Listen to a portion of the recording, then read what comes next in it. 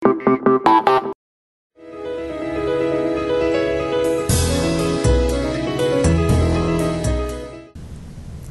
to ForexTV.com's PM Exchange. It's Thursday, January 24th. I'm Remy Hoki. Today I'm joined by Ashraf Laidi from CMC Markets. Good afternoon, Ashraf. Good afternoon, Remy. Great to have you on the show today. Always a pleasure to be here. Well, at the end of the New York session, we're seeing U.S. equities rebound into positive territory. And as a result, we've seen dollar-yen touch 107 and the yen crosses rise. But also, we've been seeing euro-dollar breach 174.50 and is trading above that at this time. But going forward, given the turbulent moves we've been seeing in equities, which fundamentals are driving price action in the majors?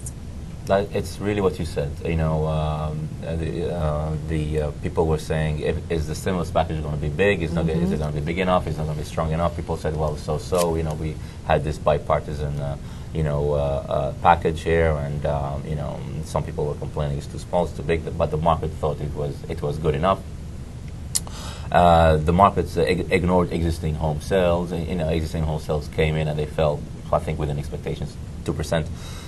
What else was there? The IFO survey, which, you know, here's the thing, it was a very good day for the euro. It was all about the euro. But you asked me about the yen, so I'll talk about the yen first. Okay. I really think that if, you know, I'm speaking to you right now in a 315. So assuming that the stock market doesn't really have one of its last minute surprises, you know, let's assume the stock markets end up higher. Let's assume that the stocks in Asia continue to do well.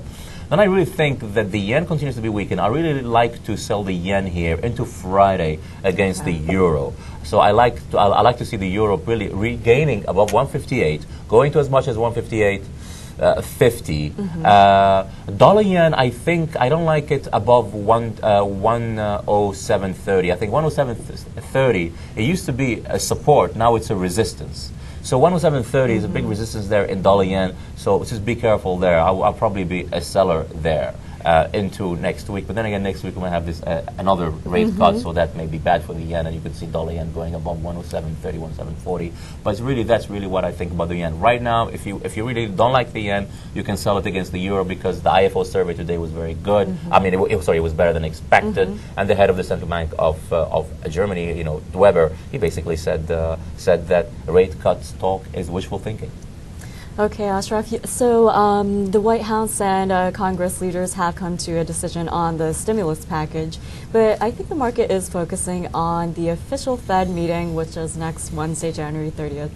And we've been hearing continued hawkish comments from the ECB. So about how much do you think the Fed will move next week? How much do you think? At this point, I would say 25 for sure, Really? Possibly 50. So what's your probability of 50?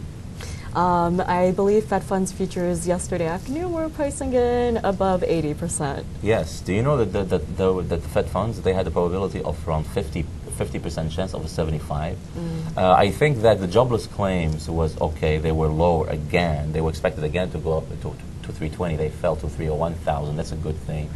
I think they will probably stick to 50. You know, and how incredible is this, Remy? You were just speaking here. You know, how can you say the word only and 50 in the same sentence? Who would have imagined that?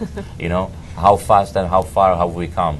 So basically, yes, I would think they would do 50. If they would do 50, I don't think the market is that spoiled to the extent that if they get 50, they're going to sell off. Unless we're going to get some more bad news on Monday and Tuesday, and we're going to get some bad data because there's the new home sales next week.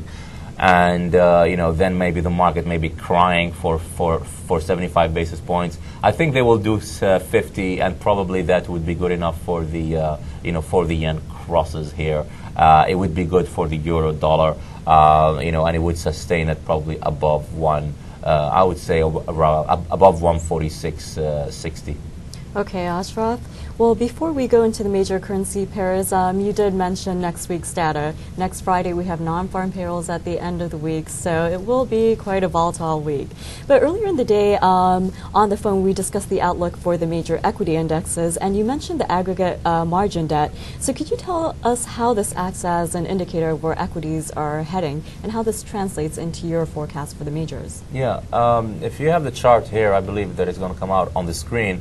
It really really shows the monthly use of margin debt in the New York Stock Exchange by the participating New York Stock Exchange, and it is in billions in that chart. So it really shows you that when we, in the declines of fall 1998, actually 87, in the crash of 1987, and in the declines and in the bear market of September, October 1998, and of the bear market of spring 2000 into the rest of 2001, and into and in the current one, when we saw the margin use reaching a peak, and after, let's say, if it fell for 2 consecutive months relatively sharply, as is indicated in the chart, it will show that that is usually as a result of margin calls, as a result of the surging